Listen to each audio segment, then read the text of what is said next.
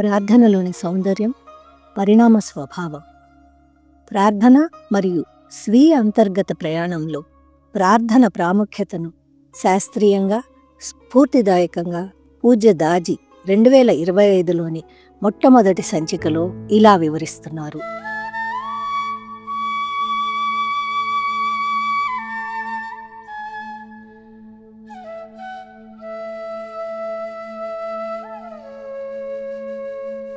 సాధారణంగా మనం చేసిన తప్పులకు ప్రాయశ్చిత్తంగానో, సహాయం కోసమో, లోపాలను అధిగమించడం కోసమో, లేదా ఇక తిరిగి ఆ తప్పును చేయకుండా ఉండడం కోసమో ధ్యానం చేస్తూ ఉంటాము. ఎలా చేసినప్పటికీ అంతిమంగా ప్రార్థన అంటే ఈ ప్రపంచానికి అతీతమైన దానితో అనుసంధానం చెందడానికి ఒక సన్నిహిత మార్గం.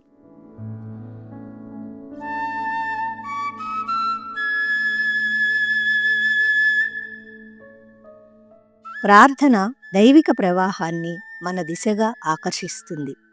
పరమాత్మ నుండి నిరంతరంగా ప్రవహించే ప్రేమలో ప్రార్థన మనల్ని ముంచెత్తుతుంది.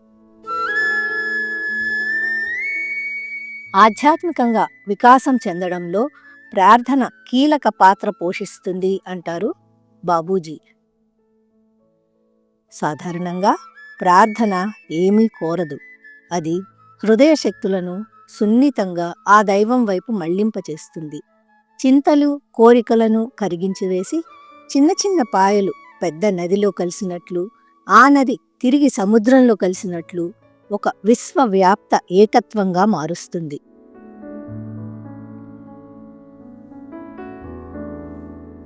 ప్రాపంచిక చింతలన్నీ దూరం అయిన తర్వాత హృదయంలో ఒక శూన్యత ఏర్పడుతుంది. ఆ శూన్యత దైవ ప్రవాహాన్ని తన వైపు ఆకర్షించడం ద్వారా పరివర్తనా ప్రక్రియకు నాంది పలుకుతుంది. ఈ పవిత్ర ప్రవాహం మన అంతర్గత ప్రకంపనలను దివ్యీకరించి మనలను ఆ దివ్యతతో అనుసంధానిస్తుంది. ఈ ప్రార్థనా విధానం సరళం, అలాగే సహజం కూడా. మౌనంగా చేసే ప్రార్థన ప్రభావవంతంగా ఉంటుంది. వినయంగా, స్వచ్ఛమైన మనస్సుతో చేసే ప్రార్థన హృదయంలో ఒక శూన్యతను సృష్టిస్తుంది. దైవ ప్రవాహం సహజంగానే ఆ శూన్యతలోకి ప్రవహిస్తుంది.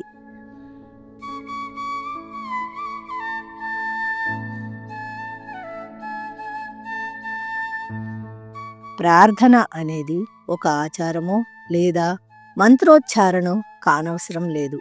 సామరస్యపూర్వక స్థితిలో నిశ్శబ్దంగా చేసే ప్రార్థన మరింత ప్రభావవంతంగా ఉంటుంది.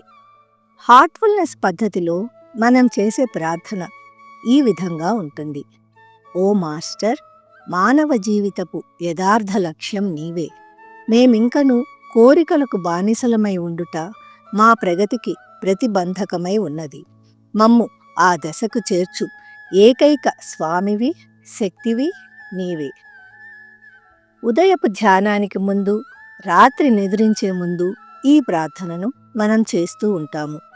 నిద్రించే సమయంలో చేసే ప్రార్థన సుఖమైన, ప్రశాంతమైన నిద్రకు అనువైన ఒక మంచి వాతావరణాన్ని సృష్టిస్తుంది. ఉదయపు ధ్యానానికి ముందు చేసే ప్రార్థన అంతర్గత సంబంధాన్ని పునరుజ్జీవింపచేసి మన రోజువారీ కార్యక్రమాలలో ఉత్తేజాన్ని తీసుకువస్తుంది. ఈ ప్రార్థనలో మనం మేము, మమ్ము అన్న పదాలను ఉపయోగిస్తాము. అంటే ఈ ప్రార్థన మన స్వీయ లబ్ధి కోసం కాక విశ్వంలోని ప్రతి ఒక్కరి శ్రేయస్సు కొరకు చేస్తున్న ప్రార్థన. ప్రార్థన హృదయాలను తెరుస్తుంది. ప్రార్థనాపూర్వక స్థితిలో అహం దేనిపైనా పట్టు సాధించదు. అహంకారపూరిత ఆలోచనలు, చర్యలకు ప్రార్థన ఒక్కటే సరైన విరుగుడు. జీవితంలో ఆటుపోట్లు ఎదురైనప్పుడు ప్రార్థన మనకు మద్దతుగా నిలుస్తుంది. మనం ఎవరినైనా తెలుసో తెలియకో బాధ పెట్టినా, లేక ఇతరుల చర్యల వలన మనం బాధపడినా, అలాంటి సందర్భాలలో హృదయపు లోతుల్లోకి వెళ్ళి ప్రార్థన చేయడం ద్వారా మనం ఆ భారాన్ని తగ్గించుకోవచ్చు.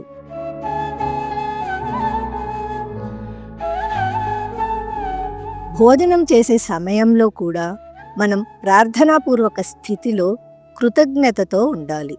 భోజన ప్రారంభానికి ముందు చేసే ప్రార్థన మనలను ఆ పరమాత్మతో అనుసంధానం చేస్తుంది.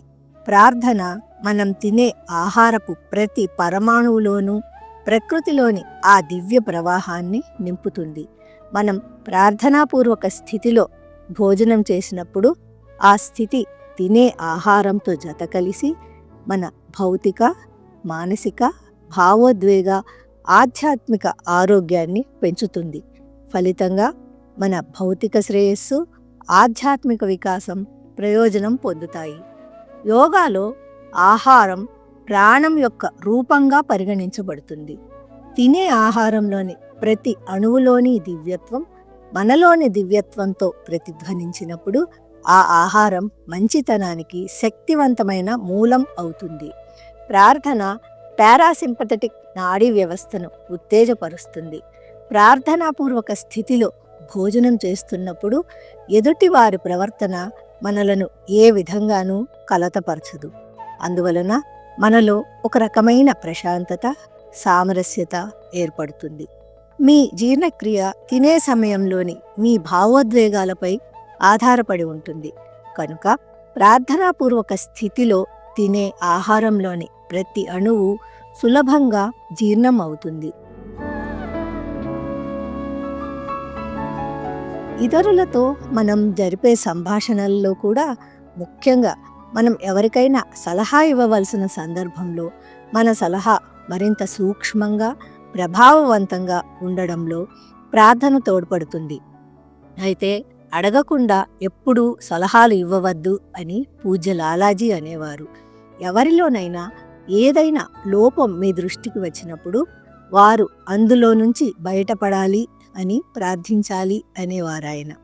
ఒక్కోసారి ప్రార్థన ద్వారా ఇతరులలోని లోపాలే కాక మన సంకుచిత మనస్తత్వం కూడా తొలగించబడుతూ ఉండవచ్చు. ప్రార్థించే సమయంలో మన భావాలు ఎంత సున్నితంగా ఉంటే ప్రార్థన అంత ప్రభావవంతంగా ఉంటుంది. అటువంటి ప్రార్థన భావరహిత అంతిమ స్థితికి చేరుస్తుంది. ప్రేమ నిండిన హృదయంతో, భక్తితో చేసే ప్రార్థన తప్పక వినిపించి తీరుతుంది అనేవారు బాబూజీ మహారాజ్.